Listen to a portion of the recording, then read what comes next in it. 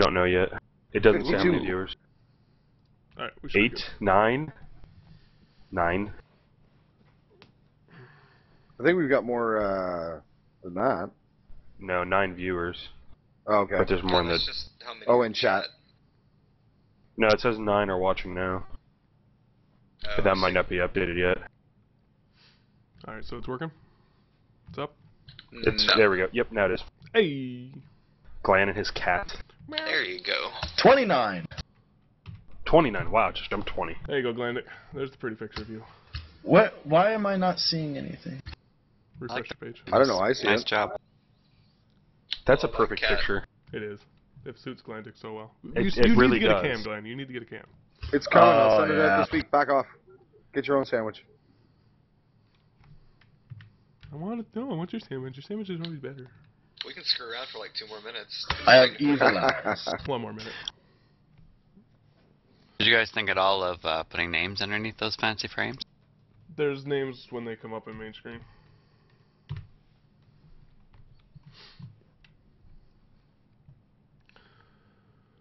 Stupid ads. Don't make me the big screen when I'm, blowing off my hot chocolate. Ooh, hot tea. Put the kitty on the big screen. Hot tea. There you go. There's your kitty.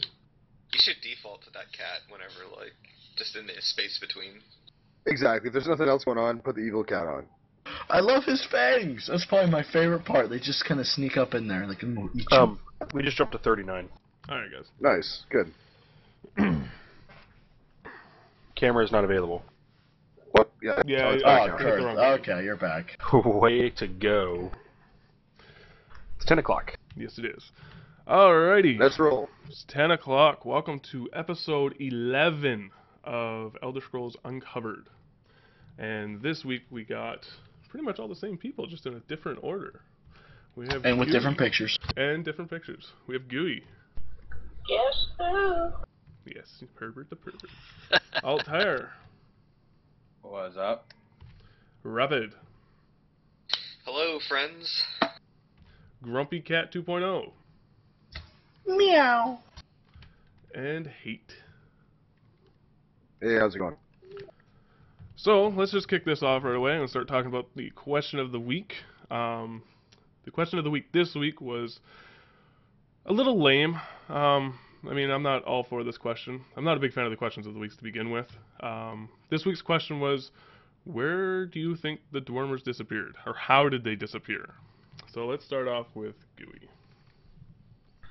To be honest with this one, I have no opinion on it. I mean, it's stuff that they've been talking a lot about in the past, well, not in the past couple weeks, but on the Ask Us Anything that you showed us.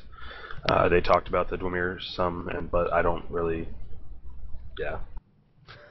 You're so detailed. Yeah. Alright, what That's about what you, I'm here Altair? for. You got anything? Dumbest question ever. I agree wholeheartedly. I mean, it's probably a good question if you're into really diehard lore, but I mean, I don't know. Let's go to Rapid, see what he says. I mean, alright, this is like pretty much all I really got from the question, is that they really like mentioning the fact that the Dwemer have disappeared, so they're obviously important to the story somewhat. That's really all I got from it. I mean, I really don't care why they disappeared or no. I don't think anybody really knows. But expect to see them pop up in-game, is what I'm calling. Definitely. Alright, Mr. Evil Cat Glandic, you're pretty much our lore junkie here. What do you think? Dude, this one's even a bit over my head, but I do love Rapid's response. I think they're important. But, no, I honestly don't have the best of answers. There's a lot of, in the Elder Scrolls, there's a lot of planes of existences that, at least from what I know, that they could almost really be anywhere. To say where they went, I think would be too difficult. It's something you definitely experienced in Oblivion with some of the different planes of existences. So it is a bit over my head, but I really have no good answer for that. What do you think, Hate? Not much. SARS. SARS got him. Oh yeah, definitely it was SARS. I have to agree with with Rapid. In the one of the Ask Us Anything questions they released yesterday, they hinted to the fact that we're probably going to see them. So, on the topic of the Ask Us Anything variety pack, I really want to know you guys' input. It's been 19 days since we've had any form of real information released by ZeniMax. And on the 19th day, they gave us a Ask Us Anything that is 80% lore based. How do you guys feel about this, Glenn? I'm surprised they've come to expect the people to have as much information about the lore as they've been expecting. I mean, with all of their questions, I feel that there's been a decent amount of lore knowledge required. I mean, anybody that's just interested in the game as far as a new game is not going to be interested in these questions at all. I think they're neat for the junkies, for sure, but I just think they're a bit too technical for any of the average person just trying to jump into the game. Or at least give us some backstory without having to ruin it. I know they're big on the in-game books, but let's get some out-of-game material to catch us up on some things that we're left behind on if we really want to get into these questions. What do you think, Rapid? I don't know. I'm a little bit worried. Like, why aren't they really releasing that much information about the meat of the game, the mechanics, more on the rating, more on the PvPing, the stuff that's going to keep people playing in the long run? I mean, after all the quests and the leveling and the lore is kind of done, like, that's kind of the selling point. So I'm just wondering, why? Like, why are we getting these kind of lore questions? I mean, I think the lore people maybe are more outspoken about being excited for this game at this point, but I definitely think they're the minority of people who are going to be playing the game. Well, for the in-depth lore junkies, yeah, it's going to be the minority. Now, maybe this is just a play, right? Like, we're coming up on beta sometime soon, apparently. PAX is moving along pretty closely. Maybe this is what they're looking to do for now until they make some huge announcement. Yeah, I would agree with Hate. With PAX East being right around the corner, I think they're holding off on some of their information. Also, with the Elder Scrolls beta not far away, I think they're holding off on some information until beta is released and people start playing through. I'm surprised that all the questions, the ones that they chose, were all lore-based. And they clearly said in the Ask Us Anything, and I'm reading it now, that you could ask us well, I guess in this one they asked about 3 alliances, but they made it seem like you could ask, anything about mechanics, about anything about the game, and I'm curious as to why they ignored all the other questions. I mean, at this point, the lore is already established for the majority of it, or at least the base of it.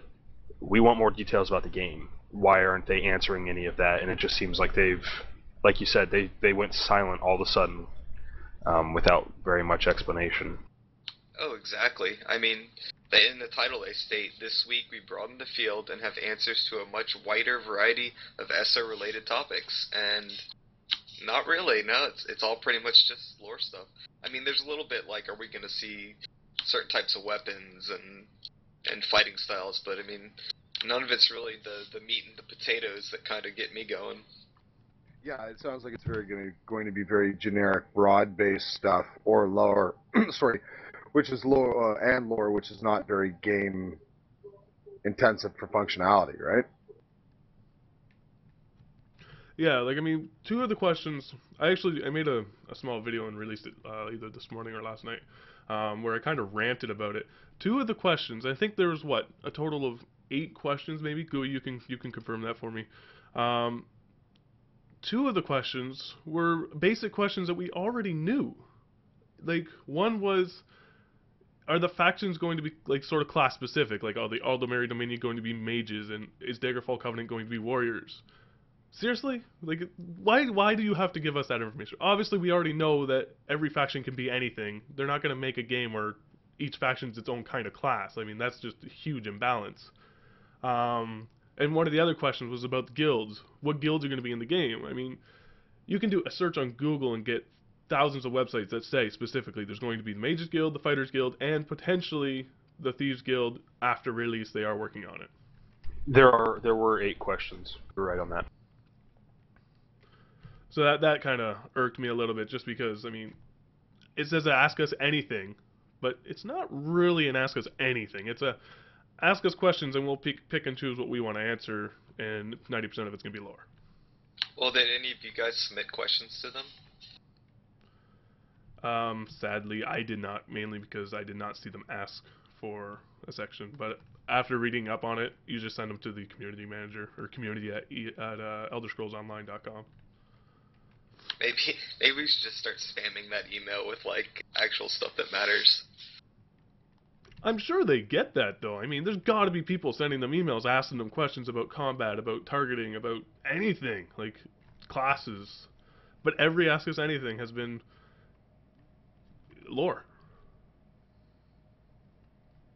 And, I mean, this is where I think they're going to get kicked in the butt. We were kind of talking about this a little bit earlier, Rapid. With this big, tight-knit, closed information that they have, and them not releasing any information, I think they're going to shoot themselves in the foot when the beta comes out, or at least the closed beta. Because with everybody not knowing anything, people are going to use the anonymity of the internet in order to release that information. So I honestly think, because they're being very close-knit and tight on this, I honestly think there's going to be a huge leakage. Well, like I said, I think PAX is going to be their major, essentially, press release for the game, right? So, when is PAX? There's a lot of big things coming up for them. I know we're expecting a lot. A lot of us are very excited, and though I also would definitely like to have more information. But with, like, what Hate said with PAX coming up, and to answer your question, Gooey, it's the biggest East Coast game conference, basically East Coast E3, but not as big as E3. It's out in Boston, I believe. And with that, and with closed beta coming up, I know closed beta technically isn't a lot of information, but I think we'll see a lot more information strum out to the public once closed beta comes out, in hopes that not too many NDAs are violated. I knew what it was. I was asking when it was, and I just looked. Sorry. It's March. No, you're fine. I just checked. It's March 22nd through 24th, which means that if they wait until PAX to really give us any more information, that'll be another month and a half from now. So it'll be pretty much 2 months of silence, except for lore-based answers, and that seems a bit ridiculous. And they're not even answers. I mean, these developer questions of the week, they're questions to us. Nothing gets answered there. There's no information. It's just somewhat of a, I guess you can call it a teaser to keep people interested. So I wouldn't even call that information. But I definitely think we'll see something else before PAX, just for the sake of, with closed beta coming out, if they don't talk, they're really risking some major NDA leaks. So I think we'll see some stuff when closed beta opens up for people. My thing is that, I mean, there's more information about the classes and what abilities they have on a fan site than there is on the actual website. You would think that would kind of, like, be the other way around, like, at least the same information that they would have on their official site. The thing with them giving this information when the closed beta comes out, if they're going to rely on letting fan sites give information, and they wait until, say, PAX East to release the beta, or to start the closed beta because they've hit a snag, and that's why they've hit silence, and they're waiting to release it until they can get the most hype out of it, that's still going to leave us at a real tight pinch, and it's going to be depending a lot on fan sites, and if they start depending on the fan sites for their hype and for their information, like Rapid said, it's just, and like what Kurt was saying, or Garb was saying, it's going to shoot them in the foot. Yeah, like, the way they're going to release the beta, I think, is a good idea. It's not like a press event where like Guild Wars 2 was if you pre-order the game you get into the beta. I mean that is a 100% press event. It's not really a beta where you're testing the game. The way they're going to be doing it is in sporadic events. So you'll get an email 2 days beforehand that says, "Hey, we're going to be doing this event. Come try it out with us." Now you don't have to do the events they say. Like you can make your character go out and play, but not every character is going to be open. So maybe the first beta weekend or first beta test is one character, you go and play it. So I think the fact that they're going to do it in sporadic sections, I think is going to be really good and will allow them to control what information characters or players have. So I think that's going to be a little insight. What do you guys think?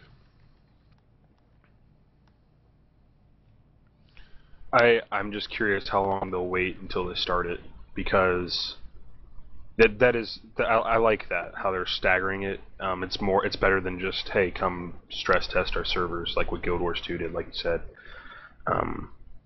But I just want to see it starting instead of them apparently just halting to a stop right now. Yeah, I mean, I don't like this kind of recent mentality that a lot of these MMOs have been going with, where like the beta isn't really like a beta test, it's a publicity stunt, you know? Like you join it and yeah, you report some stuff, they might fix some bugs, but it's really just like pre-order the game, you'll get in beta, or you know, like everybody's in beta and if you really like it then you'll play.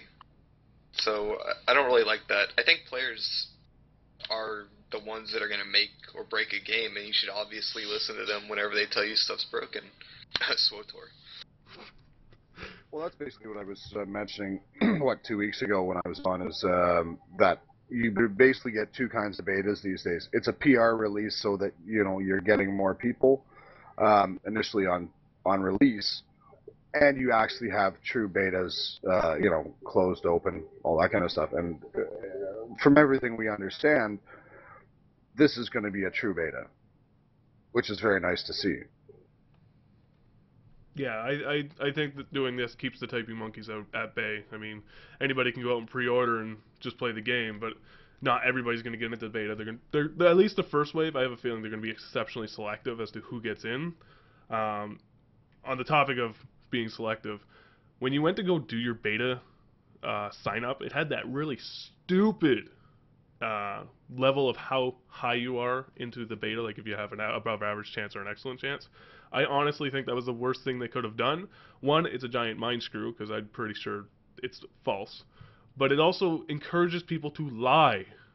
They're going to put yes to everything to increase that false accusation. Like, I think that was the dumbest idea. Do you know if the rating was dependent on the answers you gave, or whether or not you answered the question, period?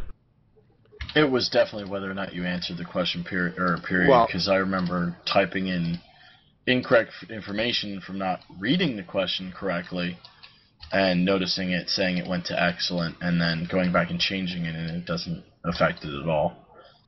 Even at the part of the beta sign-up where they ask you to say why they should choose you, I saw it change mid-typing. So even that one was just a matter of how much did you type of thing. So it's just, you know, percentage full of application, basically, is what I think it was.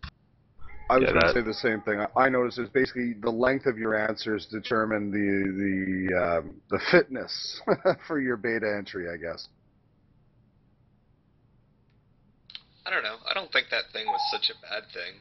I think it encouraged people to fill out the beta thing more completely. I know you actually had to have a certain amount of text in the free text spot to actually trigger excellent. At least I did on mine. So, I don't know. I think it's a good thing. They'll get more information out of people. I mean, yeah, like Garbrek said, they could lie on it, but I don't know. Why make up a lie whenever you could just put some more truth in there? Well, unfortunately, there's the people that don't have the truth to put in there, and they just want to get in. I think anybody who's like wanting to get in a beta can type 3 sentences on like why they should be in.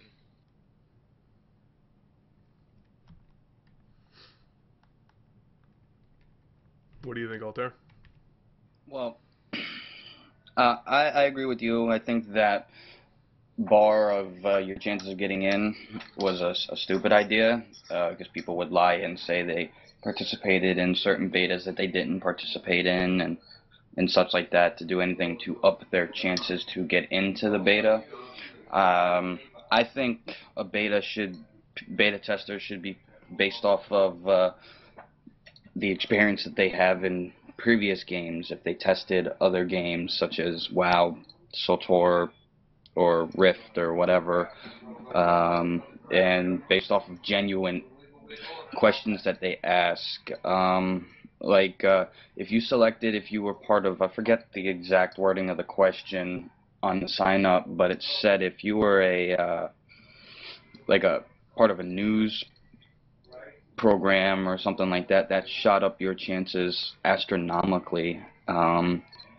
So, I mean, I think it should be on a experience basis for a true beta rather than a publicity type of basis. Yeah, I did have a problem with that one question, because I was like, well, hell, I'm not really a part of anything. That kind of sucks. I wish I was. Well, to my knowledge, actually, that question was reverse-ended, because I don't think anyone in the media is allowed in yet. No, it is exactly what Glenn said. For example, Bill Murphy, he's a writer for MMORPG in his night job, as well as he has an affiliation with a media company for his day job, and he is not allowed in the beta specifically because he works for the media. Reason being is it's similar to if you work for a casino, you can't play in the casino just because it looks like favoritism. Should you win? So you think that's the actual reason? Like, if you pick the answer, you have less of a chance now? I wouldn't say you have less of a chance. I would say they would probably do a little bit more research as to who you are. Exactly. I agree with that. That makes sense. I don't know. I hope they're really just busy with everything and don't have time to give us information. I hope one of the things they do as far as beta is concerned is if they see that, let's say, said guild has set amount of people who want to join in on the beta, they would consider giving that guild the invites into the beta. Yeah, I think having guild invites would be a phenomenal asset. I mean, one, because it knows they're going to be able to test out that group feature as well as the guild features. I also agree, not to feel biased towards any larger guilds or anything like that, but it's definitely better for them. I think too that if they're going to do something like that, that's a feature or an aspect of it is best released on a later wave of beta. Do the actual mechanics testing that beta is meant for to start out with, and then second wave, third wave, then start doing the guild stuff or allow access to that section of content. Yeah, guy with face in chat. Guy with face. He said, I think they said in the interview they do not plan to do guild invites. In an interview with Bill Murphy and Paul Sage, he did say that, but he said not at this time, so he didn't say no, he didn't say yes, but he also hinted to the cross-faction thing that we talked about last week. They're definitely good at avoiding the definite answers. It's true, they are. A lot of games are like that, though. Kind of reminds me of Pinocchio and Shrek.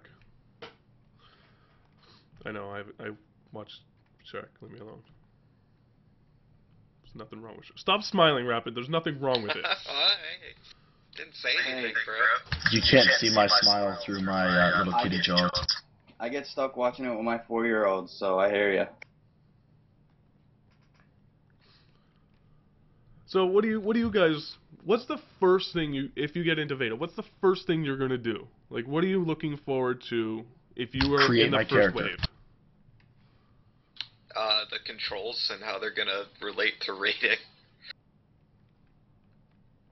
The first thing I would do if I got into beta, definitely would be the controls, learning all the mechanics of the game, because as far as mechanics of how everything's going to work, things have been very very few and far in between as far as how that's going to work. So I would like to learn the ins and outs of as many characters as I possibly could, learn the mechanics and how's a healer going to work in this game, how's a tank going to work in this game, such and such and whatnot. So I wouldn't be too concerned with the rating aspect right at the beginning. I would be more worried about how all the mechanics would work, and then the rating and end-game content and all that would just fall into place with it. What do you say, Gooey? What are you looking forward to? If you get into beta, what's the first thing you're going to do? Other than log in. Probably actually download it before I even log in. Yeah. Check out what they have for the stories at first, because I liked how with Skyrim how the quests were set up, how everything revolved around them, and how there was the main story and the side quests. With each MMO that I've played, with the exception of SWTOR, the questing it's just a clump of quests that you do, and then you move on to the next hub, and then the next hub, and then the next hub. But with SWTOR, they did a really good job of nailing the story down. You had a main quest, and you knew what that main quest was, and your other quests revolved around that. I'm anxious to see, even with the beta, and I know that they probably won't have that much of it in place, I want to see how they do the questing. I want to see how they have your quest log laid out, how they have your map laid out, how they have all that laid out, and see how fluid it is. What about you, Rapid? What are you looking forward to? I don't know. I'm just really curious on movement in the game, how it's gonna work, camera controls, basically the viability it has to be that game that has the strong enough in-game and playability to knock World of Warcraft on its butt. Hey, what about you? You get into beta, you get that golden ticket email, and you're just sitting there going, oh, what's the first thing you think of? Oh, I'm doing that. Do a jig. Do After a jig. Yeah, man. Just do a little happy dance. I want it on video. If you do a happy dance, I want to see the jig. Okay. I don't know. Typically what I do is I make a couple characters that, for example, make a healer, make a ranged DPS, or whatever are the two mains I'm interested in playing, and run them through and see what the storylines are comparative like. But, I'm looking for the stuff that you're supposed to be doing. Glitches, places you're getting stuck, interactivity with other players and the storyline, all that kind of stuff. Now, in most betas, that I've done at least in closed beta, the most iconic part of it that people always hear about, or kind of, when you think of the game, this is what you think of, they usually don't let you test that. That's usually done internally. What do you guys think is going to be the release feature? So when they release the game, you're going to be like, finally, I get to do blank. Fill in the blank. What do you think you guys are going to be able to do when the game is released? What's the most epic thing you can think of that ESO is going to have? I think just the world PvP. I mean, it's, despite still having a decent PvE following, I think that their biggest promo is going to be the world PvP, and I don't know, I expect to see some kind of promotion or something pushing some kind of epic battle in the middle of Cyrodiil. What do you think, Kate? What do you think the most iconic feature is going to be? I think the iconic feature stuff is going to be, one is just going to be there anyways, and it's going to be the actual game style for keyboard and talent or powers or whatever you want to call it, and how they work. But the main selling point, I think, is going to be this new style of PvP. It's pretty original, and I'm really interested in it. I'm usually not a PvPer, but this whole fortification, siege weapon, multiple people on teams, and a string of fortifications to take over kind of thing, it's very appealing to me. Yeah, I have to agree. The PvP system, as much as the Dark Age Camelot Guild Wars 2 clone they've revamped it into the objective base on keep sieges, I think is phenomenal. Having individual objectives within the keep to claim it, I think is what's going to set that over the edge. What about you, Gooey, who's over there biting his lip? I'm trying to think of past MMOs and what their big feature at launch was that they didn't have really enabled in the beta. The only, I don't know, the only thing that I can really think that they might push, like they said, is PvP. Because one of the people in chat said somewhere that the guy with face said doubt they'll have Cyrodiil available at all until they do specific testing for it. I could see them maybe doing that in a very closed group before they do open beta, or even in a closed group after open beta, and then that being the big thing. Because that's one of the big draws, is that huge battle, and I'm looking forward to that. I'm with hate. I'm not a big PvPer. I can't stand PvP because I associate PvP with a bunch of jerks and people who have no life because I suck at it. And I'm really looking forward to this. I'm looking forward to how dynamic it is and how interactive it is instead of like with WoW where it's a static map where nothing can change and it's just endless combat. With this, it seems much more. You have to be much wiser about your actions during it, and I'm excited for that. And I think that'll be something they push huge. I still expect some endless combat, though. Well, yeah, but it won't be the same as say Warsong Gulch or something like that, where it's just a or whatever it is. It's a capture the flag, where people don't even go for the flag anymore. They just go to beat each other up. Yeah. What do you mean by endless combat, Glenn? Just honestly, if you ever play PlanetSide, then you know what I mean. I'm talking about you're trying to siege a keep, and the other side already has a good defensive up there, and it's tough. But then on top of that, you have the third party into it. And that's one thing that any WoW PvPer hasn't experienced, and the only comparison I can even give is PlanetSide as to how much that adds to your PvP world, and how much more difficult it really makes objective-based PvP, and I'm really excited for that in an MMO, or an MMORPG, I should say. Alter? I think the most important thing, as someone said, is going to be the endgame content. Without a good story-driven or well-built endgame content, the game is going to fail. While I feel that the PvP aspect is also very important, I think that the endgame is where this game will either shine or fail. Endgame, I think, is always the kicker for every game. I mean, Guild Wars 2 has probably one of the most... I'm going to say it. Has probably one of the most funnest games for leveling. I mean, I hate leveling in World of Warcraft. I thought it was boring. Guild Wars 2 gave it an interesting twist. But as soon as you hit level cap, as much as they tell you, oh, there's so much you can do so much stuff, there is shit to do. You get so bored. Yes, you can go do World versus World, but World versus World in Guild Wars is not the World versus World they promoted. It's Zerg versus Zerg versus Zerg. Certain groups can totally eliminate a Zerg. I'm totally for that. 8-mans can just ruin a 30-man Zerg. It's so much fun. But it's not the type of world PvP that people were expecting. They were expecting more Dark Age of Camelot style, whereas that's more, I don't want to say battleground, but that's the only word I can think of. It's more like a battleground. So I think endgame is obviously the kicker, because that's what's going to keep people playing the game. Raids, keeping the PvP interesting. The way Dark Age of Camelot kept so many people was because PvP was progressive. As you killed people, you basically leveled up in PvP. ESO is going to have that, and I think that in itself is going to be, again, another phenomenal feature, because once you're done leveling, you go do your PvP leveling, and that's endless. So I think a really cool thing that Tesla's going to have that other games don't is, they stated you'll level 1 to 50, but then they also said that that's about a third of the character progression.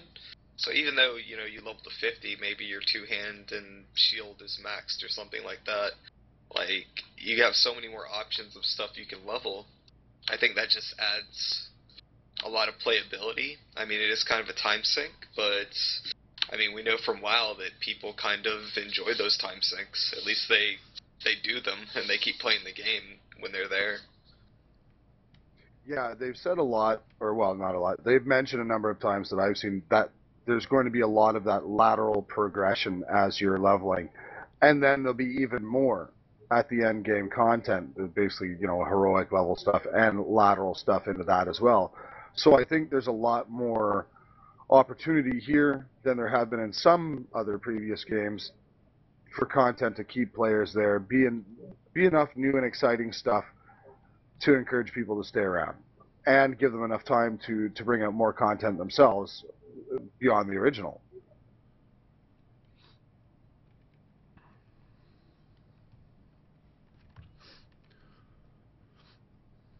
You stumped us all, Hate. We got nothing. Either that or I was completely off the mark and I sound like a fool. We're gonna go with the other one. We're gonna go with the latter. Perfect. So, other than the specific events, and we know what you guys are looking for, PvP as in Cyrodiil, we know somebody can be claimed as Emperor. Little information has been really given as to how you obtain Emperor. Little information explains how you keep Emperor, or what abilities you are. So let's kind of speculate a little bit. I know a lot of people hate speculation, but I'm really curious as to what you guys in your head are thinking what Emperor is going to mean. Like, what do you think it's going to mean, Gooey? I don't know. It's surprising that they are putting that in, or that they have the idea of putting that in, because I remember when Wrath of the Lich King was first announced, they originally said, or someone created a fake image of an item that was supposed to be legendary, which was the Lich King's sword, and the wielder of the Lich King's sword became the Lich King. And I remember how people blew up over that, like, how could you possibly do that? How are we going to regulate this? How is this going to blah, da, da, da, da, da. I don't know how you could possibly choose without upsetting people, or not really upsetting people, because you're going to upset someone no matter what. I don't know how you're going to possibly regulate that. I don't know if one faction can really hold the whole city at once, because if that's going to be a never-ending battle, how is it going to be? Is it going to be chosen by whoever holds the throne for that point, or is it going to be whoever's faction holds the most land in Cyrodiil, or how is it going to be? But I don't know if I really see a point in having an actual player be Emperor instead of a designated NPC. Well, I think that I think you'll actually have to capture the tower in the middle to become Emperor, and I think they're going to choose it based upon that rating system that they were talking about. Basically, over the course of the campaign, which we don't really know how long it is, it could be a week, it could be a month, but over the course of that campaign, you would gain contribution points or whatever, and basically the more you contributed, the higher your name goes on there, and at the end, whoever is the highest would become Emperor. And the only real info that we have is from the Tesso site about what you'll get is they say Emperors gain special abilities that increase their prowess on the battlefield. So you might get like a big aura or something that helps people, you know, in PvP around you, or maybe you get a big AoE heal or something like that. I think it'll be restricted to PvP though, in Cyrodiil. So do you think, when you get Emperor, do you think there's going to be an achievement tied to it, and you can't get it again? Just because that would kind of...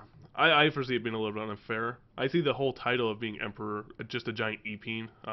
It's just a marker for elitists to say, hey, screw you, I'm Emperor. You know what I mean? I don't really see it as anything worthwhile other than e-peen. What do you think, Altair? I think the Emperor title, there were two things in chat, I don't remember who said them, but that I kind of agreed with. I think it's going to be something sort of like the old school PvP ranking system, where you rank up and stuff like that. But I think it should also have like a massive AoE buff, like a guy with face set or something like that. That would be a cool perk for that. But see, I don't know. I think it would, just like you said, be an e-peen, something to boast about really, but not really have any special. I think it's going to implement to where it's not going to be anything real special. It's just going to be a title saying I contributed the most to this battle, so therefore I'm Emperor. I agree with Voltaire on that. Especially assuming when he said old PvP system, assuming he was talking about WoWs, I think it's going to be a weekly stat-based thing where, as you PvP, based on how you PvP, you build up some sort of statistic point, and at a certain time of each week, a certain day each week, they calculate it all, and whoever's number one gets the Emperor title. I forget what the exact title was in WoW. That was, you only had one person per server per faction that had that title. I think it's going to be something similar to that. Oh, it was like Grand Marshal or High Warlord. Yes, that sounds about right. Well, it seems kind of like, I mean, from like a lore aspect, I mean, you're Emperor, but you're a new Emperor who just took over and the battle's still raging on. So from a lore aspect, it's not really like you are the next Emperor for 1,000 years or whatever. It's more of like you're the Emperor for a small period of time and it can be taken away from you. So I'm not too worried about like, you know, just being a player Emperor, you won't have like a ton of power, because from a lore aspect, you know, why would you have a ton of power if you're just a brand new Emperor who, you know, just took over, you know, the Gold Ivory Tower or whatever it is. You are a self-named Emperor. Yeah. Yeah, more of a warlord than a true emperor, because I mean, you give too much power as emperor, it's going to be very hard to change and achieve that title in the long run. I see it as like maybe a hard to get achievement for those who want to get it, but an achievement kind of based title nonetheless. Be funny if it was a giant troll and whoever got Emperor just has to sit in the Ruby Throne for 3 hours. Just can't do nothing. You just sit there. Sit. You're the Emperor. Sit there. Do nothing. If that was the case, I would never, ever, ever, ever go for that title, because I could not sit there for 3 hours and do nothing unless you were allowed to do it when you were logged off. That's what 2 accounts are for, guys. Come on. Oh, that's coming from the PvP guild that's gonna have like what, 12 counts each? Or not. I mean, nah. So you just told us how you're gonna PvP. You're gonna be using multiple counts. Yeah, we're all gonna be using, you know, multi-boxing, and we're all gonna have 12 characters each. Now And, it's starting to sound like you don't stand a chance. So there you go. now it's starting to sound like Dark Age, where every character had a buff bot. You have your buff bot, you leave it at the keep, you buff yourself up when you die, and you just run out and go do whatever you want. Everybody had one. Everybody called it an unfair advantage, but it's not an unfair advantage when everybody has one. I wonder what the Elder Scrolls effect is going to be on all this. I was reading a post earlier, I believe it was on Tessoff, saying that the Elder Scrolls were going to be similar to what relics were in Dark Age of Camelot. I don't know if you ever played it. No, I didn't. Well, you should. So essentially, I have enough games on go. yeah. So essentially, what they said, and again, I don't know if this is accurate. This is just what I read on a forum, so don't quote me on this, or go ahead and quote me. It's okay. The Elder Scrolls are going to be essentially the same thing as relics in Dark Age. So each type of relic will offer that entire realm a specific bonus. If you obviously own 2 relics, you get double the bonuses. So if one relic said you get extra health, another one relic said you get extra mana, one other relic said you get extra, I don't know, damage, whatever. So if you owned all 3, obviously you get all 3 bonuses. So and it was realm wide, so it's faction wide. It's not just PvP, which made it an interesting thing for PvEers to go get. If you wanted to go raid, hey, let's go get the one that gives us extra damage. I don't know if I'd like that. You would feel obligated to go and get it before each raid, or else you would be behind. Well, it's just a minor bonus, right? It just helps. Did you ever play Guild Wars 2? Yeah. Similar to the Orbs of Power, but a little bit better concept. The Orbs of Power were a stupid concept. Yeah. I don't know. Mr. Failures makes a good point on all that Emperor stuff. He says, call them the Temperor. The Temperor? Yeah, like temporary Emperor. Oh.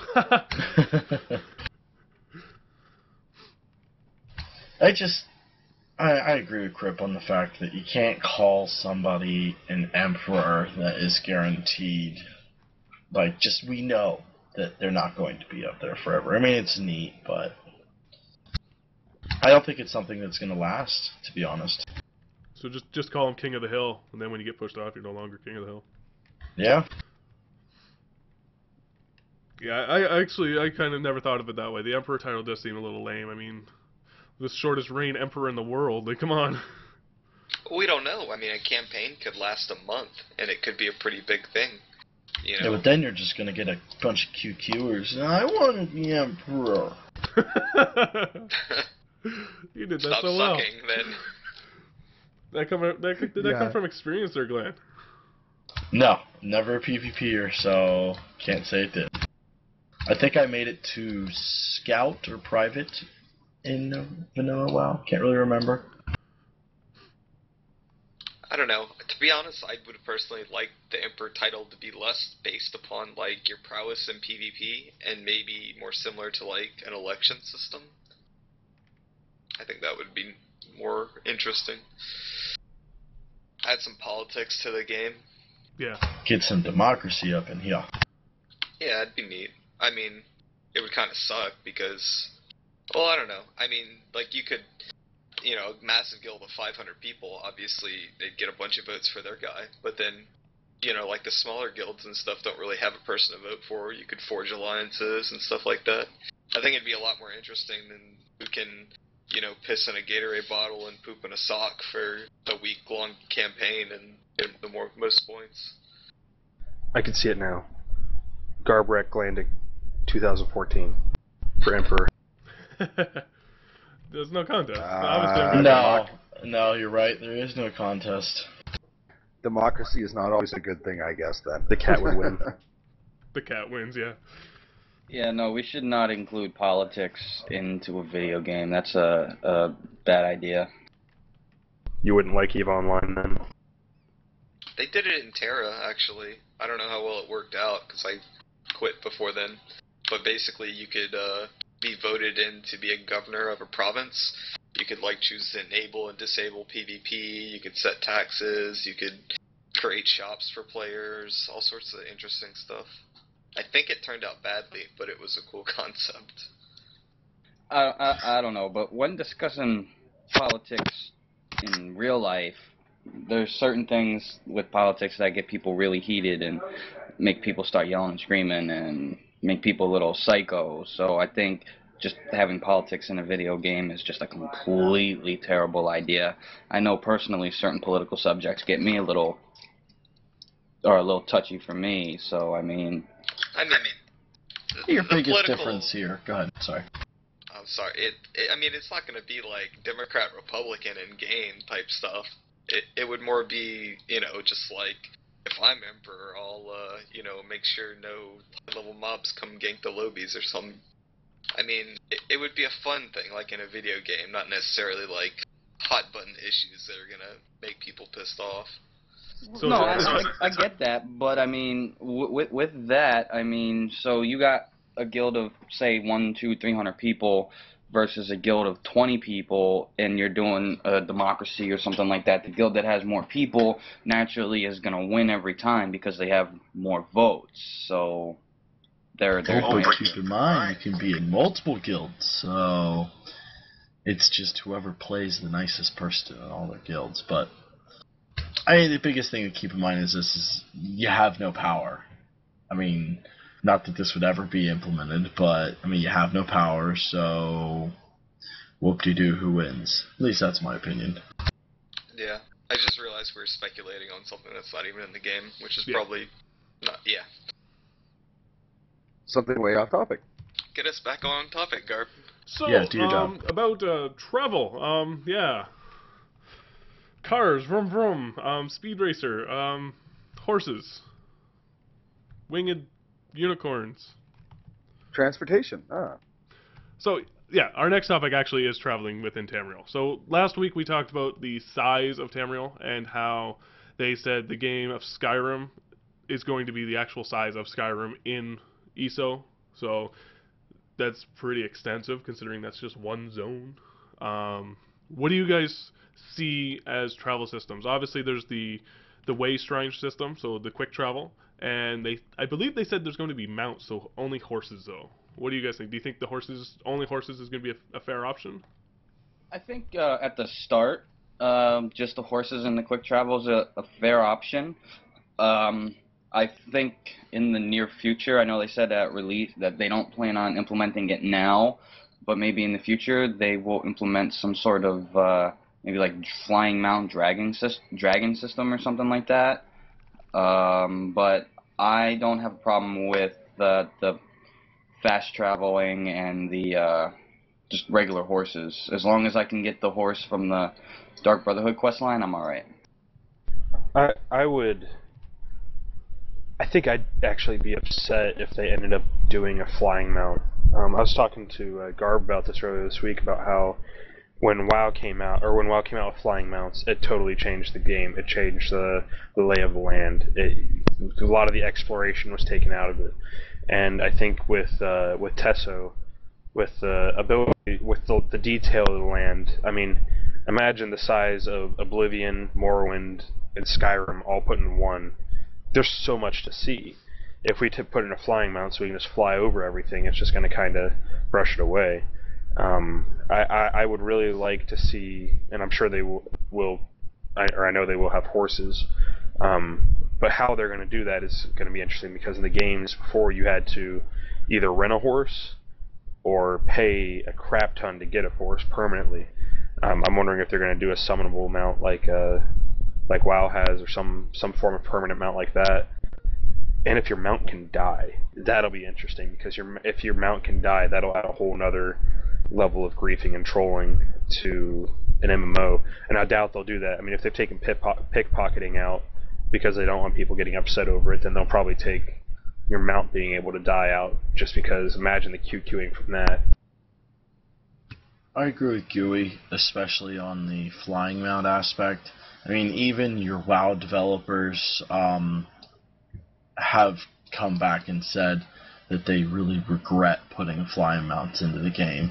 And that's why a lot of their new content is the way it is. But that's besides the point. I really don't think they'll put flying mounts in, especially considering dragons aren't meant to be in this game for a long time. But just for the sake of it really possibly ruining the game, I don't see them ever putting a mount other than a horse in. I know people bitched about that with Lord of the Rings Online, but just as far as lore aspect is concerned, I don't see us riding anything else but a horse, but hopefully we'll get some nice customization. And my last thing is definitely death to mounts.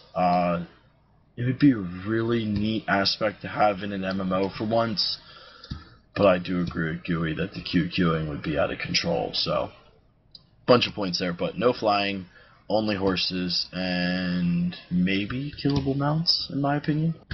Do you think you'll be able to steal mounts from stables? Like you can in Skyrim? That'll be interesting, since they aren't doing pickpocketing. Well, they've already said, and correct me if I'm wrong, somebody, but they're pretty sure they said you can pickpocket NPCs, just not other players. You're wrong. You told me to correct you. If you're wrong, you're wrong. Okay. The reason I'm saying that is just because in an article on one of the Norwegian websites, Matt Firer actually said there is no pickpocketing.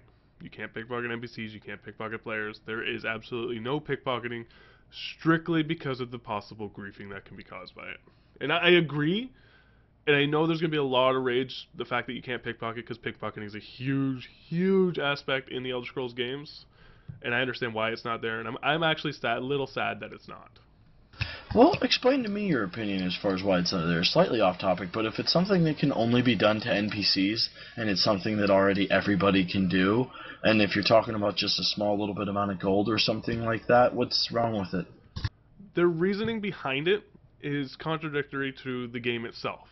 So Matt Fryer went into detail saying, you can't pickpocket NPCs because they're your friends. You shouldn't be able to steal from your friends.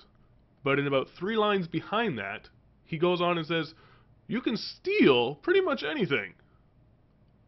I don't get it. How can you go into someone's house, steal all their stuff, but yet leave all their stuff in their pocket?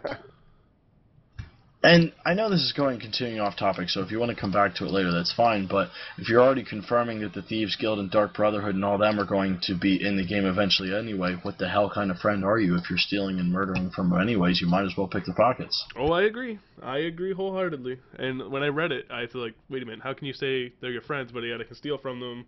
And you've already talked about being a morality system and how guards are going to attack you. Now, again, that's not at release, so don't anybody get your hopes up. That's probably something that's going to happen well in the future. But yeah, let's get back to that one after the faction balancing topic. So Well, on the topic of go ahead, Hate. I was just going to go back to touch base on mounts before, or travel, transit, before we go on to something else. Yeah, obviously you're going to have, foot travel going on. Some kind of personal land-based mount, whether it be a pony or a horse or whatever they happen to put in, is great. Again, I agree with all of you. Flying should be left out of that game completely. But do a fast travel, maybe with hub sections, so you can't go all the way from one spot, one end of the realm to the other. Put the hub system in so that it means you're going to have to explore a little bit more stuff to get there. You're covering all the maps as a player.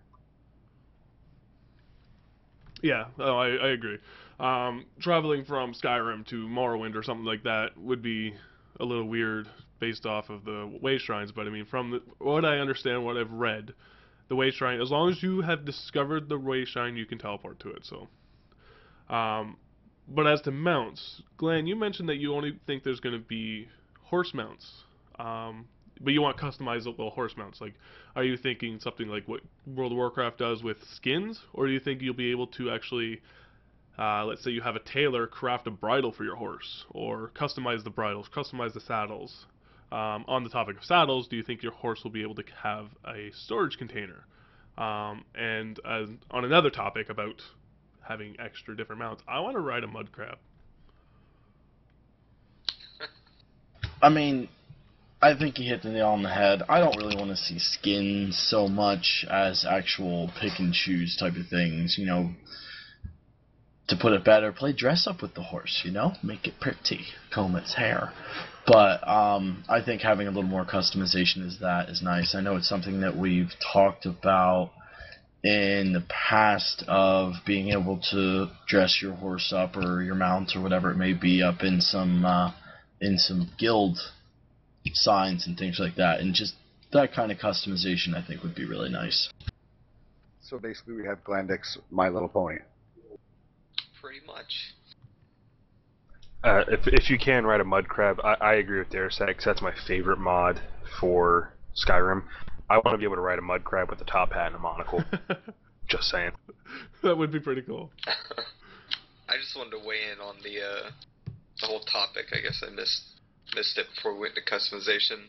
But flying mount's bad, way shrine's good, and probably going to be horses, although it'd be cool if they introduced some new creatures you can hop on. Yeah. Battle goats. Battle goats. Battle goats. What is with you and goats? Glenn, Goats are fun. They are pretty fun. They're creepy though. Glenn, you made a really cool mention of the able to put a guild emblem on your horse. I think that in itself is a really cool idea. Like, if you can customize your bridle, maybe have this tapestry hanging off the side of your horse by your saddle or by your stirrups. Gooey was talking about killable horses. I think that is a really cool aspect. I mean, people are talking about role-playing and being really into the lore and stuff like that. Having a killable horse, I mean, if I jump off the throne of the world, which I've done before, on a horse, it should die. That should be a consequence and a really stupid move, but fun. But with that being said, if they had killable horses, can't be used in PvP. What do you think? That would be pretty sweet, though, if you think about it. Like 200 guys on horses, all running at each other. With giant Cavalry lances? charge. No, cavalry charge, man. Seriously. When you said something about the battle goats, I missed what you said. Can you repeat your little point with that, Rapid? my point with battle goats. Did you say that was that all at all about like combat with mounts, mounted combat? Oh, I mean, mounted combat would be cool. It'd be super hard to implement, and they probably won't do it, but it would be cool. That's why I was asking, because when he listed all the stuff, asking us about mounts, the one thing that I've heard is coming to MMOs, WoW I think has promised it like once or twice, or at least mentioned it, is mounted combat. I haven't done a lot of research on the combat system for Tesso, and I don't know how much they've released, and I doubt it would work. But that would be sweet if they can implement something like that. Well, first, whenever WoW promises something, you just kind of laugh at it, because they said there would be player housing in patch 1.0. And what are we on now? 5.0? So... But yeah, I mean, mounted combat would be pretty sweet. But, I don't know, expansion pack maybe? Get stuff like that in? Because like you said, imagine 400 people on horses riding at each other. Some of them have bows and are shooting at each other as they ride in. Some of them have spears and are riding in the front, ready to take out the guys who are shooting with bows. I mean, that just sets up for some really epic PvP and storyline combat if they can work that in somehow. Well, it becomes more realistic for the large-scale battles, kind of fantasy settings, right? And it depends. They could do it and do it very simplistically, or they could do more involved, and it would be that much better. I mean, simply, they could do mounted combat as simply an add-on or a bonus to whatever stats or something compared to ground-based troops, that sort of thing. Or you just go on it as a... you can get much more involved with how that combat works. Speed, drop, everything else is big mechanics, right?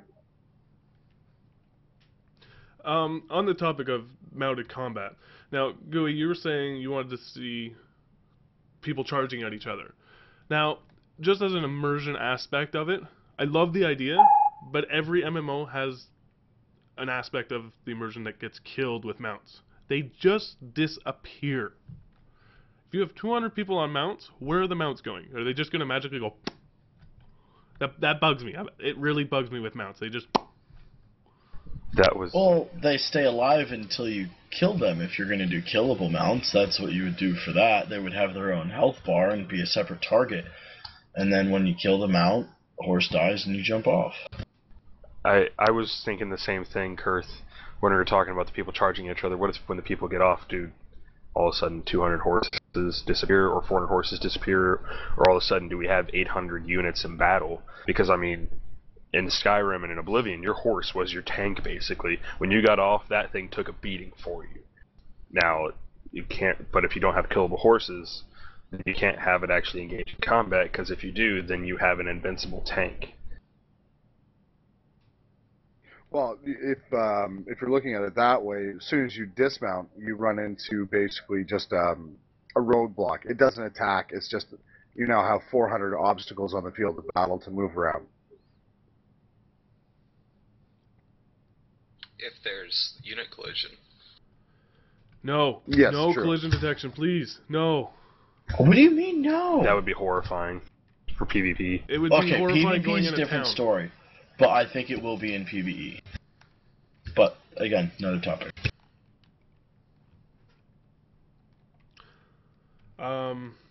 Any other topics that you guys want to talk about on mounts and travel system? Battle goats. Battle goats. Alright. What color... sorry, never mind. No, I'm going to give you a 5-minute rant here. You talk about battle goats. I want to know what you can say. 5 minutes. In 5 minutes? What can you say about battle goats? Battle goats. Alright, so battle goats are better than horses because they have those ram horns on the top. So obviously they're going to do more damage than horses. Horses just like kick, right? Another thing, battle goats are a lot more hardier. You can probably ride them further. Okay, I'm going to stop you right there. Okay, I could go on. No, I'm going to stop you right there. Imagine a Nord on a goat. It's a big goat. It's a big goat. It's why it has Big battle in goat. front of it. It's not normal goats. It reminded me of Monty Python. Yeah. I got better. Oh, yeah. Xanderoga says you can drink goat milk. You can't drink horse milk. At least I haven't ever tried. It's true. Well, maybe you should try. You know, let's try. You're not living. Let's send the community at ElderScrollsOnline.com thousands of emails and say, okay, we don't want horses. We want companions with coconuts. And when they follow us, we just run faster. What's that email community at Elder Scrolls Online? I'm actually gonna send them an email right now about battle goats. If they're in the game, y'all are gonna call them rapids and not battle goats. Just saying. That's going to be the speed transit system, the rapid transit system, if you will. It will just be battle goats from one place to another. You know what I would do with my rapid? Kill it. What's I would that? kill it and post a screenshot of it. Oh my god. Barbecue it. Oh, tasty goat jerky. Well, you see why he says that we're going to call it rapids, right? Because us being Elderberry Dominions are always going to be riding rapid because he's Ebonheart Pack, and, well, he'll always be underneath us. Ouch. You will always be What underneath.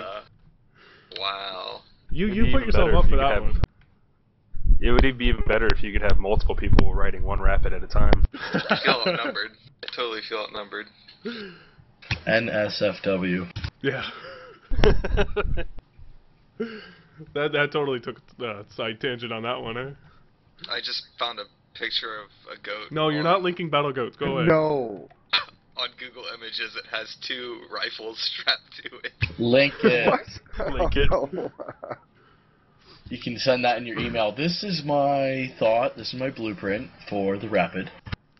You have to send it to Garb, and he'll put that up as your picture for next week, the battle goat. No. That is next week, amazing. everybody's going to have a cam, right? Yes, There's- hopefully you will. There's not going to be a Mad Cat anymore. It depends what Canada Post does to the shipment, but yes. Goats with That is swords an amazing taped to it. picture. It took me long enough to get that pen you sent me, Chris, so I wouldn't guarantee on the camera next week. We could make it the Battletoad be like the World of Warcraft Battle Goat be like the World of Warcraft goat mount right now, No. where it's riding a cloud, it can fly, and it has one piece of armor right here. It has a uniboob. Let's not even talk about the battle goat that WoW has. It's a goat on a cloud with a uniboob. No. Let's Anyways, yes. next Anyway, topic? let's talk about factions and the faction balancing.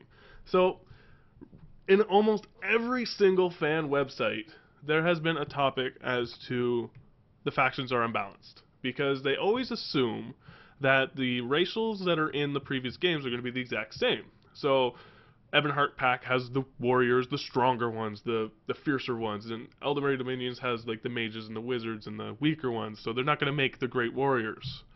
What do you guys think? Do you guys think that's going to be the case? I highly doubt it, just for the sake of them pushing play whatever you want, be whatever you want to be. I really expect, if there even are racials, for them to be extremely secondary. They don't want to have one faction being stronger with the mages, and they don't even want to have one class to be stronger with mages or melee or anything like that. They want you to create your character as custom as can be. And the other thing is, we sit here and compare a single-player game to what the future MMO is going to be, but we always have to take into consideration what works in a single player and what won't work in an MMO, and to have anything or any strong racials like that in an MMO, in my opinion, just won't work. Just flat out won't work. I agree. I mean, this is like a huge pet peeve of mine, with especially people in the community, how they're acting right now. Like, this is not Skyrim Online. Skyrim Online as a game would not be successful as an MMO. Like, you're not going to get people to pay $15 a month to play Skyrim Online. The mechanics just don't work. They have to make this game an MMO first, and then an Elder Scrolls game second. Like, I'm sorry, the game may be cool if you make it all about Elder Scrolls and, fuck the MMO mechanics and stuff, but then we're all going to have a situation with, like, SWTOR, where it's cool, and then they scroll the MMO stuff, and then it sucks and everyone quits. So, not Skyrim Online. I'm so glad that somebody finally said it is not Skyrim Online, because it's not. I mean, everybody assumes it's going to be an Elder Scrolls game. It's got that title. but people need to realize that certain aspects of the Elder Scrolls previous single-player games will not be implemented into Elder Scrolls Online. One of the big things is, at the alpha test, there was no first person. Matt Firor actually just recently, last month, commented that there is no first person yet that has arms. So it's your standard zoom in, you look at, like, wow, any other MMO. And the rage that people had, it's crazy. I'm not going to say I've never seen people rage that much. I mean, it's the internet. I see it every day. But yeah, it's just crazy nerd rage. All because there's no arms. Though I do agree with you, Kurth, about the aspect of aspects not working in an MMO, unfortunately, on that particular subject, I'm a part of the nerd ragers of there being no arms. I mean, if it's something they haven't implemented yet, so be it, but with their combat system, I just think, in a melee perspective, first person's just going to be so much easier to use, but it's just my little tidbit on that. You honestly, and I'm curious, but you honestly think that first person in MMO would work in the Elder Scrolls game? I mean, it has to be something that is easily adjustable. You mean even in not an MMO, even in the first player, I prefer first person, but then I'm always constantly zooming out into third person to get a view of everything. I mean, just the quick scroll of the wheel to zoom out I think should work fine. Well, you have to be able to zoom out to a reasonable extent, simply with the PvP and raid bosses, that kind of stuff. With the active defense system that they're looking to do, if you don't have the ability to do multiple views, you're done for. It's going to make combat so hard. That's like my biggest worry in a sentence right there, Hate, is not being able to do that quick look around, see what's going on behind you. I mean, I understand like everybody else deals with that limitation in PvP and PvE, and it would be balanced across the board, but I would just rage out so much the second I got ganked because I didn't see someone behind me because I had to keyboard turn around, or I couldn't avoid a mechanic because, I couldn't flip my character around to see it. Well, you also have to keep in mind, with this combat style, I mean, you're not going to have the control that our current MMOs do, where you're going to just be able to keep your player facing one direction and turn your camera in another direction and keep hitting your buttons. When you turn, your character turns, and now you're swinging at the air, or you're shooting at the wall. And it's going to be very interesting about how you balance your camera and your attacking. I almost feel like that in itself is going to be a certain amount of skill within PvP. Well, and that's why I say you're going to have a reasonable amount of adjustment capability for at least your zoom in and out, right? Because of the way that active defense and combat is going to go.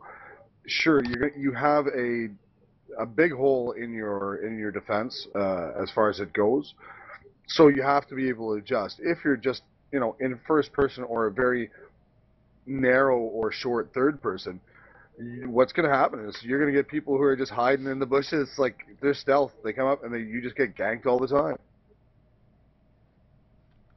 It's a very real possibility. So I think that's something that has to be addressed to avoid that, or you're going to see huge nerd rage and people will leave the game. I mean, if you take such a massive departure from the standard on what people are used to in WoW and other MMOs, like, people aren't gonna like it, and they're gonna think it's just bad, and they're not gonna stick around. I don't necessarily believe that. I think a brand new system, as long as people give it the honest try, and the company, whatever company it may be, is doing a good, solid job on how it runs, I think it can keep people there. Just because it's new doesn't mean it's bad. But you're depending a lot on people giving it an honest try with that. Our culture isn't one where people will do that. It's more, I'm the consumer, this is what I want, this is what I'm used to, give it to me how I want it or I'm not going to pay for it. And I agree with you. new is not bad. Different is not bad. I understand that. I think everyone here in this chat understands that. Everyone that we raid with understands that. But the majority of the gamers, or I don't want to say the majority, but a lot of the people who will be playing won't understand that. They'll see, this isn't like WoW, I'm not comfortable with it, I'm not going to go with it. Because that's what's killed a lot of MMOs that have come out recently, is they take elements from WoW and they change it. I remember one of the discussions that we had when we started playing SWTOR is, it's like they took everything from WoW that we wanted, that it didn't have, and put it in SWTOR, and took everything that we liked from WoW and put it in SWTOR, and made it the perfect mix. Except for gameplay. But except for the end game and the bug fixes and the GMs actually Everything talking to else. you. And yeah, it's a bad example, but you know what I mean. No, I do. But I mean, this is going to be a departure from a lot of stuff. I mean, they're doing a lot of reasonably groundbreaking things here with this game system. So, I mean, to a certain point, you have to give it that, give it the old college try and see what comes out, Sorry, I don't want to interrupt here, but holy crap, Rapid, can you use a bigger cup? Do you like that? It's massive, right? Or maybe I'm just really small. Maybe I'm just like 3'2". Well, It's just a normal cup. well, we know that's why you date small, He's goat short sized. ladies, because they got small hands, makes your junk look bigger. That's I why ride on a he goat. likes. That's what I was going to say. That's why he likes the battle goats. He's perfect size for it. Horses are just too big for me. So you're really sitting on the floor right now. That chair is just a figment. Oh yeah, I'm like a little cross-legged right now on the floor. That's, just that's with the really back- just the back of a chair. You're That's getting what I was some gonna beard say, it's just the compliments in backrest. chat there. I agree, Hate, that we should be able to give it the good old college try.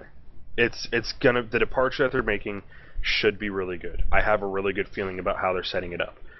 I had the same feeling about Guild Wars 2 though, with PvP especially, and I'm worried that they're going to be hyping it up, and we're guilty of hyping it up ourselves and speculating on a lot of things, and it's going to be great, but it's not going to be up to our expectations, so we're going to feel like we're disappointed with them.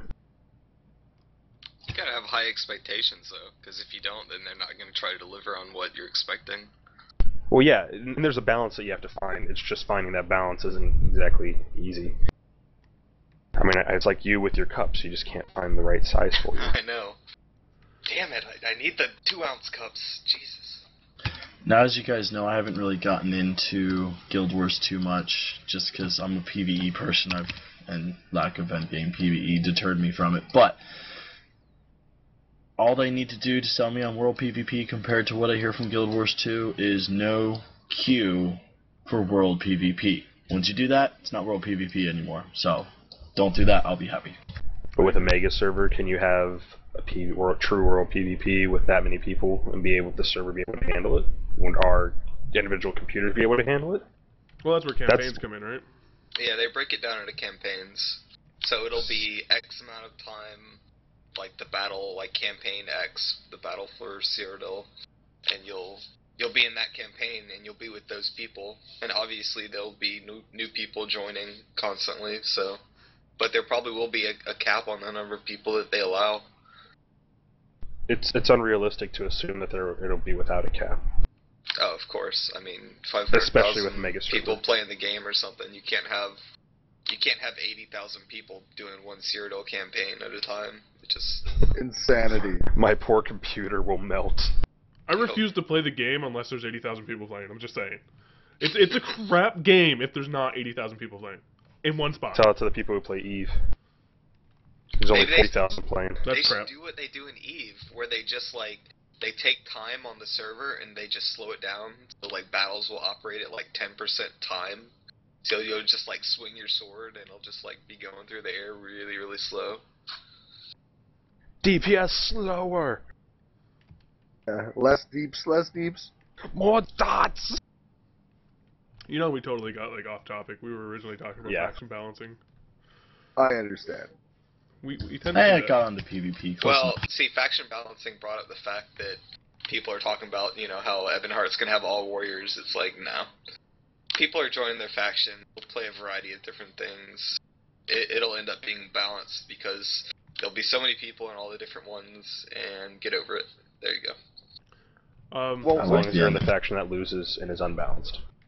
I don't think it's going to be unbalanced, simply because with the amount of permanent abilities, all this stuff you can do with your individual class or race or whatever. You know, you want to put that healer in plate mail, go ahead. You want to put him in leather, go ahead. You know, there's just so much variation that's available here that I don't think that will allow for faction imbalancing. See, Artie brought up a comment. I'm actually kind of curious as to what our delay is on stream, because these guys, they're commenting really fast and stuff we're saying. Artie says faction balancing will only play a part in the numbers, which I agree, but I also disagree in a way, because that's where mega servers come in. With mega servers and phasing and campaigns, I think it doesn't matter what side's more populated, all the campaigns are going to be evenly balanced, because the servers will just automatically adjust everything.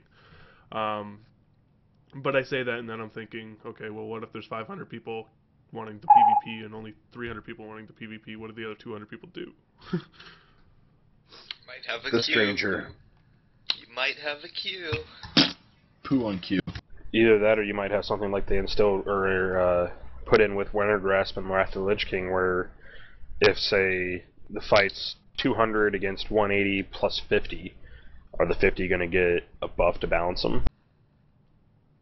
I'd mean, be fine with that. I hated it in Lich King because we would outnumber them like 5-1, and one person would come in and take out 20 people before he would even lose half his health, and I'm just sitting there like, this is stupid. One person shouldn't be able to defeat an entire base's worth of, or entire tower's worth of people.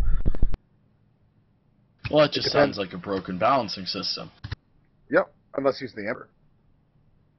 That's kind of like the downside to mega servers, if you think about it. Like, all the faction balancing and stuff that they have to do on their end. Yeah, because if you play on a WoW server and the Horde sucks on that server and you want to play on a good Horde server, just switch.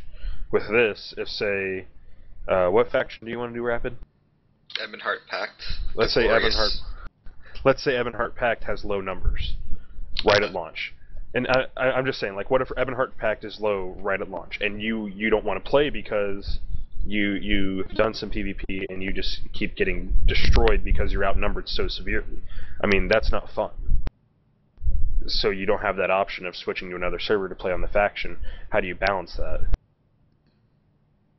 Yeah, I mean, it'll be interesting. I mean, how's the work in Guild Wars 2? Oh, I mean, I guess there's not.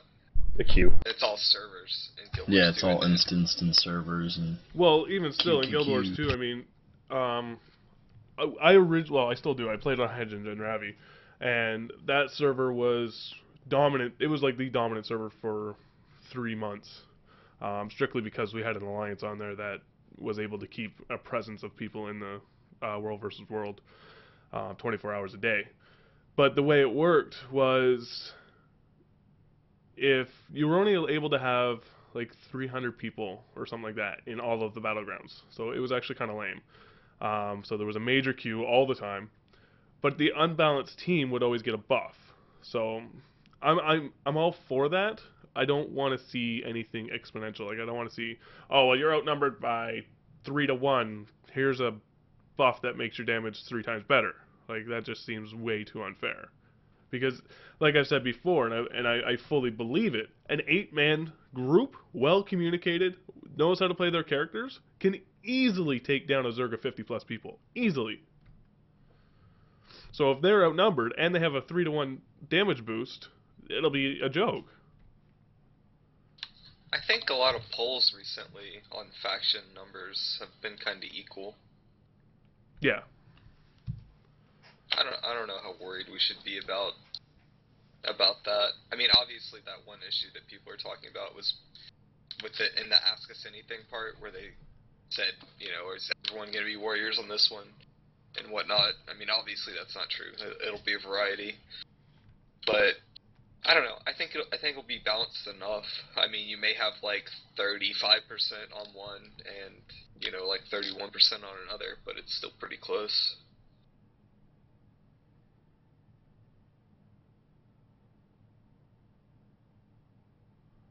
Yeah, we are just speculating, but I mean that's part of what we do here. I mean, I think we we hope we do a little bit better than Miss Cleo. I like Yeah. Miss Cleo. Okay, I'm looking at Gooey. Come on, Gooey. You gotta do it. I want to. You're like the impersonation wizard. Let's hear you do Miss Cleo. I can't do Miss Cleo. That's old school. Yeah, I don't Yeah. remember what Miss Cleo sounds like. Give me a second, So though. he sits up and goes Vaguely get a remember soundboard. that. Jamaican. Well, that's for the Jamaican fortune teller, right? Yeah. Yeah. Miss Cleo, man. Psychic fortune teller to the stars.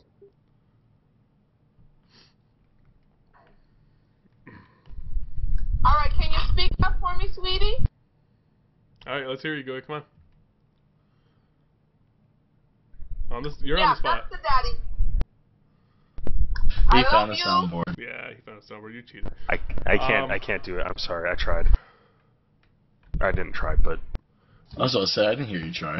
We've pretty much covered all of our topics. I don't think there's any more we can really say about faction balancing, other than speculate. The biggest part of this was people were saying that it's going to be unbalanced because Ebonheart has the Warriors, Eldritch has the Wizards. We're not going to be able to be meat shields, which is complete crap. We all know for a fact that everybody can be everybody. If I want my frickin' Khajiit to be a leaf-eating, flame-throwing, shield-wearing, weird-looking guy, I can do that. I got some info. Oh, info. Go ahead. Yeah, this is from a poll off of Reddit. So about 900 people were in it. Aldmeri Dominions got 28%. Daggerfall Covenants got 28%. Ebonheart has 31%. And there's another category that says undecided, which is 13%. So I guess they broke it down into the different ones there. So it's pretty close. Yeah, it's very good. Yeah, I would say that's pretty flat even. I mean, we don't know, like, you know, hopefully we'll get like racials and stuff before launch. I don't know the rate they're going, but you know, that might sway some people. You know, it'll mix stuff up. Right now, the only thing people have to go on, and is why Ebonheart is in the front, is because Skyrim and Morrowind are in Ebonheart. That don't mean nothing. Aldmeri Dominion, the most unexplored area. It's gonna be the That's best place to true. go. It's gonna be the most beautiful place to go. I mean, everybody's seen Skyrim, everyone's seen Morrowind. You haven't seen Aldmeri Dominion, or at least all of it. I believe in the newest DLC, what is it, Dragonborn or something like that. You can explore parts of Aldmeri.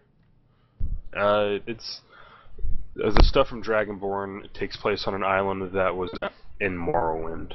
Oh. One of the expansions of Morrowind, I believe. All right. Like I said, I think we've pretty much touched all the topics. I want to go back and talk about the one Glenn brought up. Hopefully he remembers it. Battle Goats? It wasn't Battle Goats. I have a memory of a goldfish. But before we do about that, we're gonna do our little 5 minutes of selfless plugs. First, I want to say thanks to the ShadowedMare.com website. It's just an ESO fan website. They've supported us in the last 3 episodes of Elder Scrolls Uncovered, so I want to say thank you to them. Last I checked, they were actually number 2 in member base for largest ESO fan website, so that's pretty cool. So if you haven't already signed up over there, definitely head on over there, sign up. Full forums, full features, everything you can pretty much get anywhere. If I can hook up with some cash, I want to go to PAX. I have a ticket, I just need cash to go. So they'll be able to get information from me as long as I can go. He has a golden ticket. I do. It's just I don't have You only the got one? golden money to go. Yes, I was only able to get one. Well, you don't need gold money, you just need green money. Money, money, money! So, So, I'm bad going to joke. open the floor for Gooey to do his shameless plug is what it's called. Shameless plug, Gooey, go ahead. Okay, well my shameless plug is for Clarion Call Gaming Community, which is much, much better than any other group that you'll hear about on here, simply because we're going to be Aldmeri. We are a group of people first and a community you're a community of people first and a group of players second. I've played with this group for a little over a year now, and it has been the best group that I've ever played with. And I've played with a lot of groups competitively. I've played with a lot of groups raiding and WoW, and none of them can even touch what I get here. This is my friends, and this is a big part of my family outside of my blood family. So if you are looking for a guild to play Elder Scrolls or WoW or pretty much anything, we most likely have someone playing or a group of people playing, and we would love for you to be a part of our group. If you want to go to the link that I'm about to put in the chat, you're more welcome to apply, and we really hope to hear from you, and we really appreciate you joining our chat. And don't listen to whatever Rapid has to say. May I add to that? Wow. Alright, yeah, go ahead, Glenn. Adding on to that specifically is, I know me and Hate are definitely still, hopefully, more actively going to be looking for some more PlanetSide 2 members. If you are playing PlanetSide 2 and are looking for some more people over to ccgc.ca, head over to that website, and we have our PlanetSide 2 section. Hopefully we should have a lot more people on that. Also, one more. Sorry, go ahead. Shameless plugs. Go ahead. Go. Oh, okay. Just to jump in quick, because I'll come back later for my own shameless plug. Yeah, I've started back in PlanetSide 2 a lot more. Yes, it's my responsibility. I will get on the website stuff very swiftly, because as Glandic said, we really want to get back into that. We are also, and by we, Glenn and one of our other members, Greg Orn, are starting up raiding in WoW again, and we would love to have more people who are interested in doing that. So if you're looking for a Miss Pandaria raiding guild, we are Alliance on Skullcrusher. We would love to hear from you. Alright. Rapid's been sitting there patiently with this giant smirk on his face. Go ahead and do your shameless plug, you shameless Battle Goats. Thrown under the bus multiple times. Battle Goats. Oh my gosh. Alright. So I'm the GM of Midnight Reveries, and what Midnight Reveries is we're a guild that's been around since about 2001, starting in Anarchy Online, and then going to World of Warcraft, SWTOR, and now we're going to go into the Elder Scrolls Online. We're a hardcore PvE raiding guild, and we also do mass PvP, so we do both aspects of the game. We're going to be going really, really hard on the raiding end. That's kind of my forte. So if you're interested in like in-game raiding guild type stuff for Tesso, look us up. I'll put the Artifact put it in there for us. We are a community of players, not people. Just want to put that out there. Aren't We should players trademark people that. too? We are with the Aldemary Dominion. What? Whoa. No. Yes. We're with the Ebonheart Pack. Whoa, no. The better one. Your shameless plug's over. So No. you're now with us? So Got me confused. we are so awesome that you've just become us. I didn't interrupt you guys. So Yeah, go ahead. Let him finish. if you're interested in playing with Battle Goats, then check us out. Thank you.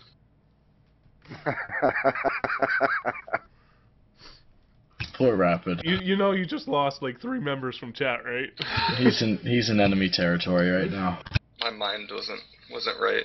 Alright, so Yeah, you're starting to copying everything I was saying. So yeah. Yeah. So what's going on with Altair? So if someone comes in that window, should we call the cops? Well, yeah, Only if if you they see also break a go window. for the hydro box full of water. yeah, the Why is electric the box full hydro of box water. full of water? That just seems weird. Hey, look! Hey, I'm back. someone Someone's back. back. Speak of What's the in the devil, hydro and he box? appears, right? How long has he been gone? He's been gone like 30 minutes. You know what? He's just been lurking off camera, just off to the side, waiting for us to mention him. Yeah, he was over there fapping, No, I wasn't haven't. he? He didn't want the table to shake. Fuck you all. I heard you guys are doing the shameless plugs. Yeah. Yes, your turn, sir. Go ahead, shameless plug yourself. Well, I would promote, as I'm sure everybody else here did, ccguild.ca. I don't know if anyone else has said it, I just walked in the door, but we are a community of people first, players second.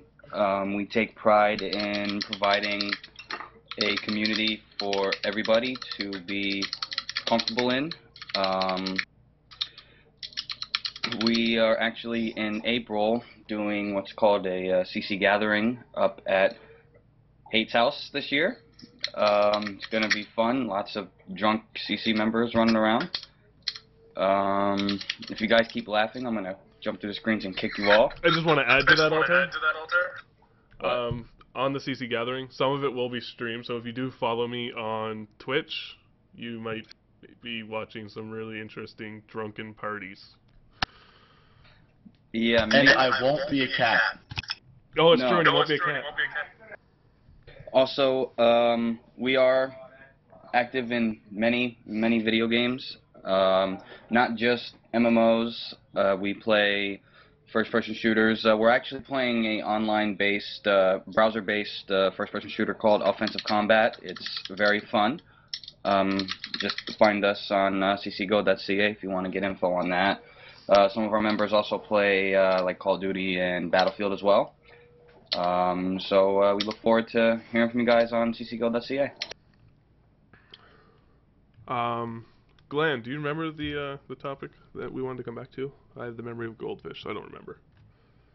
I have a pad of paper here with a pen. Probably should have wrote it down. Was it during the mounts? And you know what? No, I don't. I'm just going to go ahead and no and not look stupid. Oh, I know what I was pickpocketing. And Oh, is that what it was? I think, wasn't it? I don't know. We were definitely talking about it, but we both agreed that their decision to not include it on NPCs was dumb, and I thought that was it. Oh, alright then. Well, that's pretty much all we got then. Short cast tonight. Yeah. No, it wasn't bad. I mean, 11:30 when we out? wanted to end it. To Just close it out, What? just want to thank everybody for joining the stream. And if you have any friends, you should go tell your friends about it, because there's not a whole lot of Elder Scrolls Online podcasts out there, and the ones that are out there aren't as video orientated, I guess, and focus on other issues besides just Elder Scrolls Online. So you should tell your friends. And yeah, thanks for watching. Alright, I'm done. Also, one last shameless plug. On ccgo.ca, there are also a bunch of articles that Garbrek has written from information that he has found from Fortesso. So if anything that we haven't discussed in the podcast you want more information about, chances are there might be an article on our site. So go and check that out also.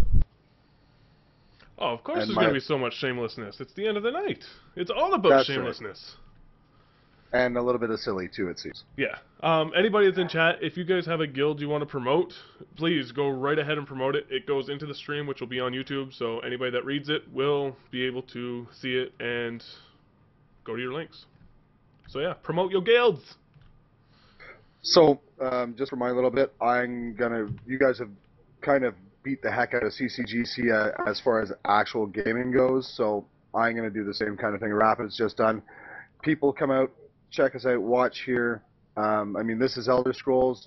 We do kind of go to other topics or, other gaming situations that can work into the Elder Scrolls stuff.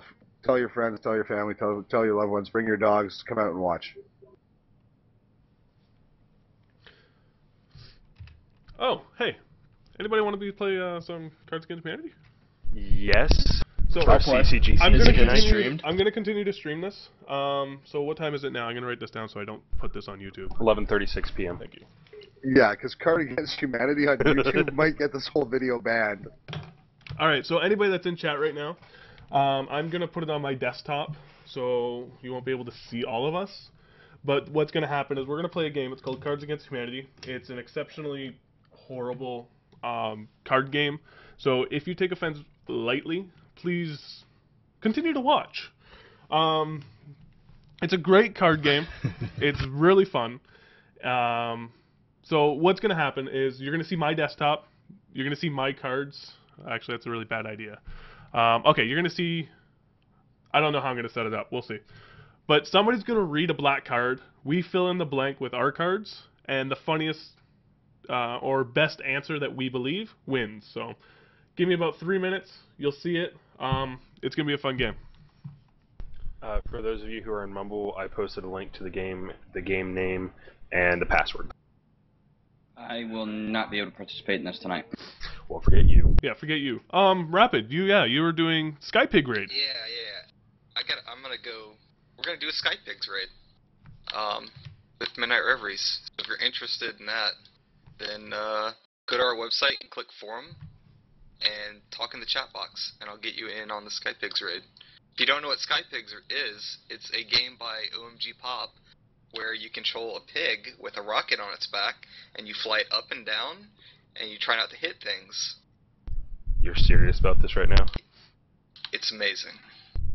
Okay, you really want to go play with Midnight Reveries while they're playing Skypigs? We should all play Skypigs. You know what? Or instead of you Cards could Against play. Humanity. Okay, Let's do it. Let's. I'm totally for playing Skypigs with them. But I want to play Cards Against Humanity. I want to do one round of Cards Against Humanity first.